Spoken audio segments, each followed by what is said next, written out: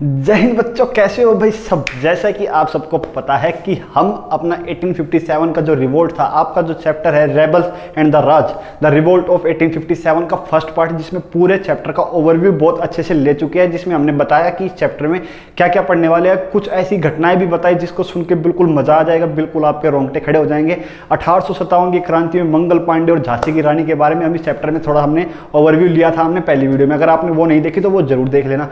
और अब आज की वीडियो में हम क्या पढ़ने वाले हैं, आज की वीडियो में हमारा टॉपिक होने वाला है अलग अलग लीडर्स आए थे जो इसमें 1857 क्रांति में अलग अलग जगह से, यानी कि बिहार से कोई और, अवध से कोई और, झांसी से, ठीक है, अलग अलग जगह से लोग आए थे।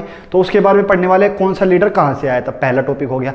दूसरा टॉपिक इसमें होने वाला है आज वाले में कि अवध इन रिवोल्ट, यानी कि अवध का जो एरिया है जो आज के टाइम पे उत्तर प्रदेश के एरिया में लगता है, यानी कि सब कुछ नॉर्थ इंडिया में और नॉर्थ इंडिया की बातें होगी।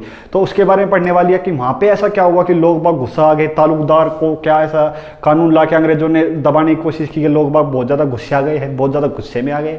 ठीक है भैया, वो चैप्टर हम पढ़ने वाले हैं, इसमें पढ़ने वाले हैं। और इसमें हम आने वाली वीडियो में जो पता चलेगा कि इसमें रिप्रेशन अंग्रेजों ने दबाया कैसे, अंग्रेजों ने इस विद्रोह को दबाया कैसे, और अंग्रेजों ने दुनिया को क्या दिखाया कि ये विरोध हो क्यों रहा है। उससे पहले हम इस वीडियो में ये भी देख लेंगे कि अंग्रेजों ने जब ये 1857 की क्रांति हो रही थी, अंग्रेजों के ऊपर क्या बीत रही थी, अंग्रेजों की कैसी, मतलब कि यहाँ पे उस टाइम पे उनके मन में कितना भयंकर वाला खौफ था, वो हम इस चैप्टर में आज के में ही पढ़ लेंगे। ठीक है भैया, चलिए भाई वीडियो स्टार्ट करते हैं। मेरा नाम है आशीष और आप देख रहे हैं मेरा चैनल एम 95+।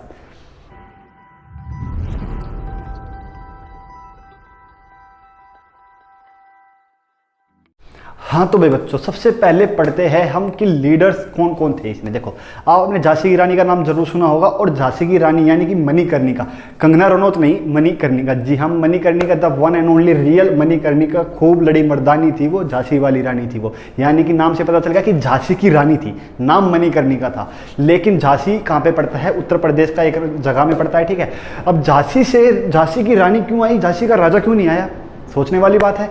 ठीक है, और युद्ध में क्यों आए, जब ये तो एक सिपाहियों का था, सिपाहियों का कुछ गोल विषय लेके था कि भाई ये गाय के और सुअर के मांस से बन के बनी है, जो मैंने पिछले वीडियो में बहुत अच्छे से बताया। भाई फिर भी झांसी की रानी क्यों आ गई, भाई उनको तो थोड़ी बंदूक चलानी थी मुंह से छील के। भाई उसके पीछे का रीज़न ये था कि लॉर्ड डलहौजी यानी कि जो इंडिया में उस टाइम पर जो लॉर्ड था, जो अंग्रेजों का जो सबसे बड़ा हेड था, वो एक कानून लेके आया था जिसको बोलते हैं डॉक्ट्राइन ऑफ लैप्स।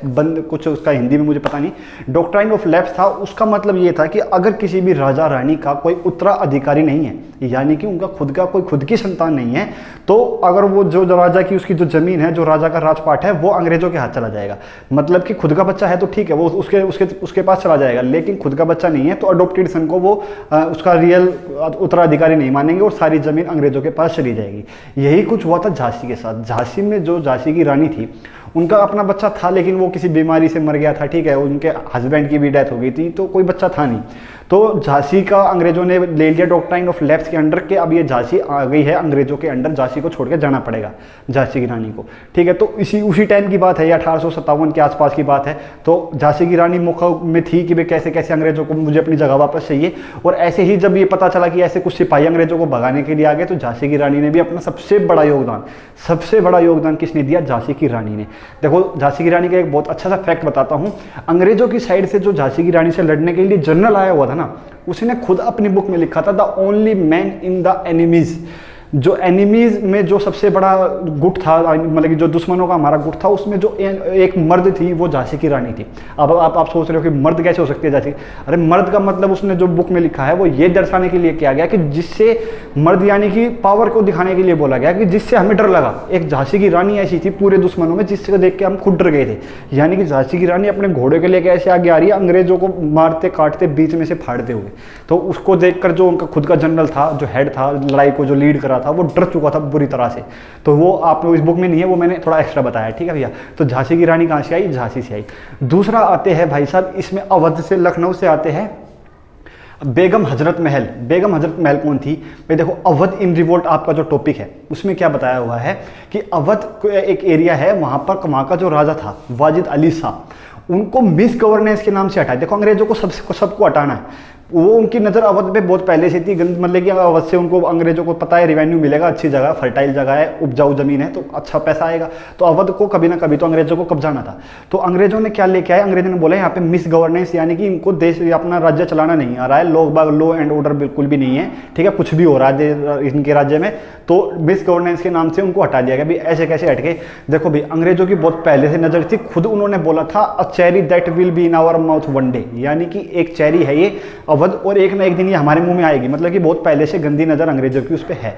और उसको ले हड़पने के लिए क्या करते हैं अंग्रेज करते हैं कि भाई सब्सिडरी अलायंस किया हुआ है। सब्सिडरी अलायंस होता है कि अंग्रेजों ने उस राजा के साथ से पहले से ही सिग्नेचर वगैरह या पहले से उनकी अनुमति ले रखी है कि तो राजा का तुम्हारे ऊपर कोई भी आक्रमण करेगा, मतलब कि एक तरह से ये लगा लो कि जो राज्य चलाना है उसको मिलके चलाएंगे हम दोनों, ऐसा कुछ, मतलब पैसे दे के पर लोगों को प्रोटेक्शन का हवाला दे के। अब नॉर्मल सी बात है, एक जैसे इंडिया तो उस टाइम पे जैसे एक राजा है वो दूसरे राजा से लड़ने वाला, लड़ाई हमेशा रहती है, तो अंग्रेज क्या बोलते हैं कि कमजोर राजा के पास जाके खड़े हो जाते हैं कि उसको जो ताकतवर है उसको हराने में हम तुम्हारी मदद करेंगे, लेकिन उसके बदले में हम तुम्हारे साथ जो है तुम्हारे एडमिनिस्ट्रेशन में बैठेंगे, तुम्हारे यहाँ पे टैक्स कलेक्शन का थोड़ा सा हमें हक चाहिए। तो ऐसे करके सब्सिडरी अलायंस कर लिया करते थे अंग्रेज।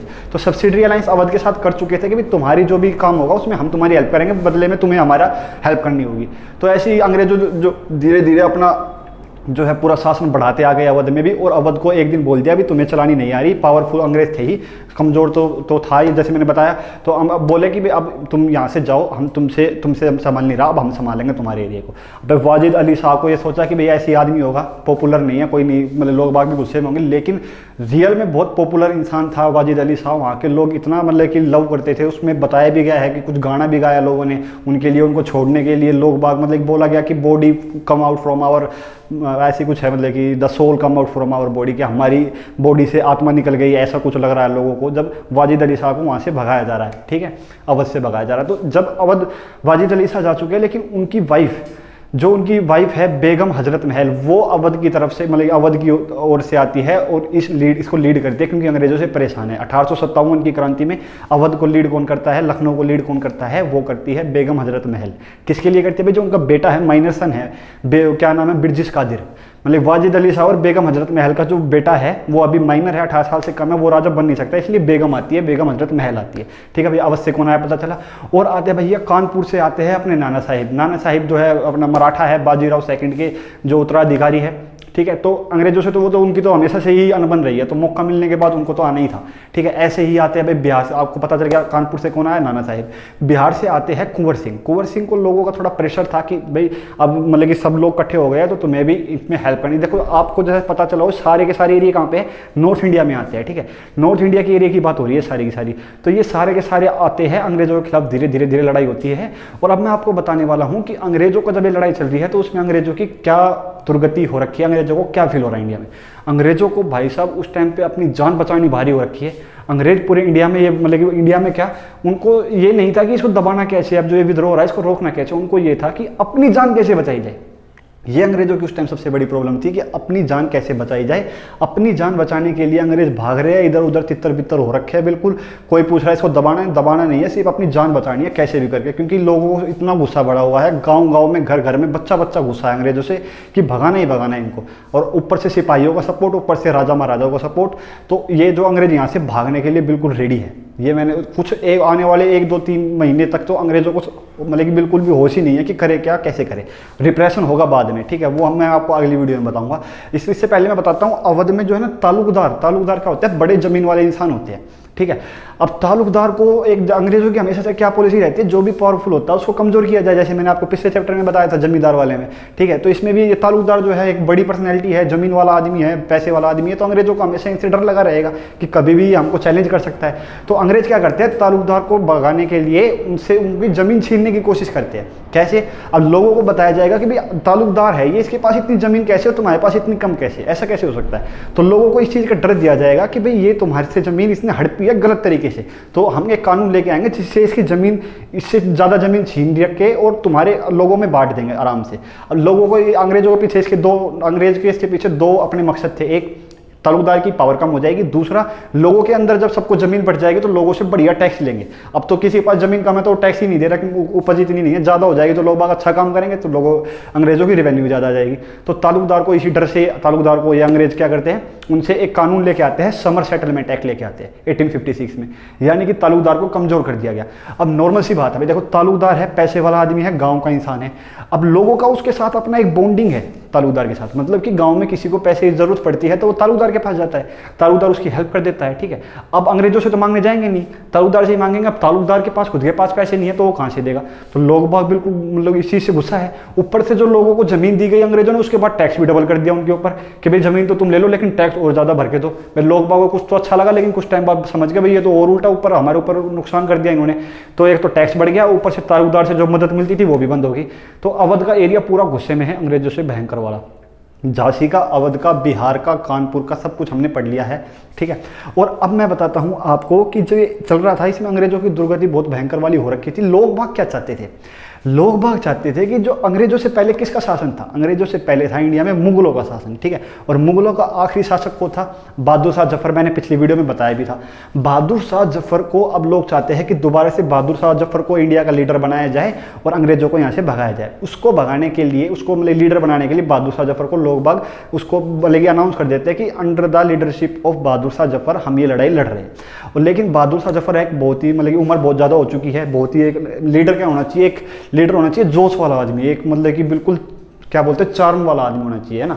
लेकिन बहादुर शाह जफर थोड़ा हल्का है, तो यही बाद में कुछ कारण भी बनते हैं जो 1857 के विद्रोह जो था वो सफल नहीं हो पाया कि भाई लीडरशिप इतनी खतरनाक नहीं थी, क्योंकि बहादुर शाह जफर को पूरे इंडिया का उन्होंने लीडर मान लिया, लेकिन बहादुर शाह जफर कमजोर इंसान था, हो चुका था, मुगल बिल्कुल खत्म हो चुके थे एक तरह से, तो बहादुर शाह जफर लीडरशिप नहीं दे पाए, एक तो ये कारण हो गया, ठीक है भाई। अब लोग बागों को अब क्या था कि चाहिए था पहले जैसा हमें, जैसे ही अंग्रेज, एक तो क्या है लोग बाग अंग्रेजों से लड़ने लग रहे हैं, ऊपर से अंदर ही अंदर लोग बाग अपना एडमिनिस्ट्रेशन की यानी कि देश को चलाने की तैयारी कर रहे हैं कि कैसे इलेक्शन करना है, राजा कौन बनेगा, सब कुछ पहले से प्रॉपर तैयारी चल रही है, क्योंकि अंग्रेज तो घबराए हुए हैं ना 2-3 महीने शुरुआत में, तो अब लोग बाग अपना फायदा उठाने के लिए लगे हुए हैं।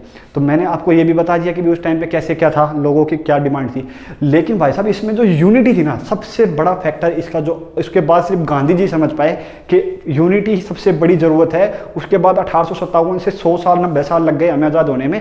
गांधी जी उसके बाद 1915 में जब गांधी जी आए तो गांधी जी को ये समझ में आया, असली बात गांधी ने जड़ को पकड़ा कि रियलिटी क्या है, क्यों अब जो 1857 था उससे अंग्रेज घबराते हैं, उसके बाद इतने सारे हो चुके हैं आंदोलन, लेकिन अंग्रेज नहीं घबरा रहे। वो अंग्रेज क्योंकि गांधी जी समझ चुके थे उसमें हिंदू मुस्लिम यूनिटी थी खतरनाक लेवल की, मतलब कि महावीर के नाम पे और मोहम्मद के नाम पे लोग लड़ रहे थे, ऐसा नहीं था कि अलग अलग। जब भी लड़ाई के लिए किसी को बोला जाता तो यही बोला जाता महावीर के नाम पे और मोहम्मद के नाम पे दोनों जो है कम्युनिटी हिंदू मुस्लिम लड़ने आ जाओ अंग्रेजों के खिलाफ, परेशान हर कोई है। तो वो जो यूनिटी अगर इंडिया में वो बाद में जो गांधी जी ने बनाई है खिलाफत मूवमेंट के बाद, वो आने वाले चैप्टर में मैं आपको बताऊंगा, उसकी ही वजह से इंडिया जो है आज़ाद हो पाता है। और उस जैसी यूनिटी इंडिया में आने वाले 90 साल तक सिर्फ गांधी जी ला पाएंगे, वरना यूनिटी थी नहीं। बात बात पे जो आपको देखा भी 1947 के बाद जो बंटवारा हुआ इंडिया पाकिस्तान का, उसकी भी कुछ यही था कि यूनिटी को हम जो 1857 वाली वो दोबारा कभी आ ही नहीं पाई। तो यूनिटी से अंग्रेज घबरा गए थे, उसके बाद ही अंग्रेजों की पॉलिसी चलती है डिवाइड एंड रूल की, है ना। देखो सारी चीज़ कनेक्ट होगी। 1857 के बाद जब दिखेगा ना कि हिंदू मुस्लिम इकट्ठे हो गए तो अंग्रेजों का यहाँ पे रहना मुश्किल है, तो इनको आपस में लड़ाते रहो, हम अपना फायदा उठाएंगे। तो अंग्रेजों को समझ में आ गया यूनिटी नहीं होने देना, तो यूनिटी को रोकने के लिए अब अंग्रेज क्या करते हैं वो मैंने आपको बताया, ठीक है। अब आने वाले इस चैप्टर की, अब ये चैप्टर वीडियो जो है इसमें 2 पार्ट और 1 पार्ट और आएगा, ठीक है। उस 1 पार्ट में मैं आपको बताऊंगा कि वो अच्छे से बताने में मजा आता है ना उसमें इसलिए मैं इसमें बता भी दूँ, लेकिन अगले में बताऊंगा उसमें बताया जाएगा। देखो आप पसीने कितने ज़्यादा आ रहे हैं, इसलिए थोड़ा सा ब्रेक भी चाहिए, मैं बताऊंगा अगली में वीडियो में कि इसमें रिप्रेशन कैसे होता है, यानी कि दबाया कैसे जाएगा इस विद्रोह को। विद्रोह तो हो रहा है, ठीक है, बहुत भयंकर लेवल का हो रहा है, अंग्रेज भाग रहे हैं, लेकिन उसको दबाया कैसे जाएगा वो अगली वीडियो में बताऊंगा। और एक जो सबसे बड़ा अंग्रेज चाल चलते हैं, पूरी दुनिया को क्या दिखाया जाता है, इमेजेस ऑफ द रिवोल्ट में क्या दिखाया जाता है, दुनिया क्या चल रहा है रियल में, वो मैं आने वाली वीडियो में आपको बताऊंगा, ठीक है भैया। तब तक के लिए भाई वीडियो को शेयर बहुत ज़्यादा कर दो, देखो पसीने पसीने हो गया हूँ, और लाइक और कमेंट करके बता दो कि कैसा लगा, कहानी के तरीके से पढ़ने में आपको मज़ा आया नहीं आया, अब आपको स्ट्रेस फील हो रहा है चैप्टर के लिए या इंजॉय हो रहा है, वो कमेंट सेक्शन में बता देना। तब तक के लिए जय हिंद।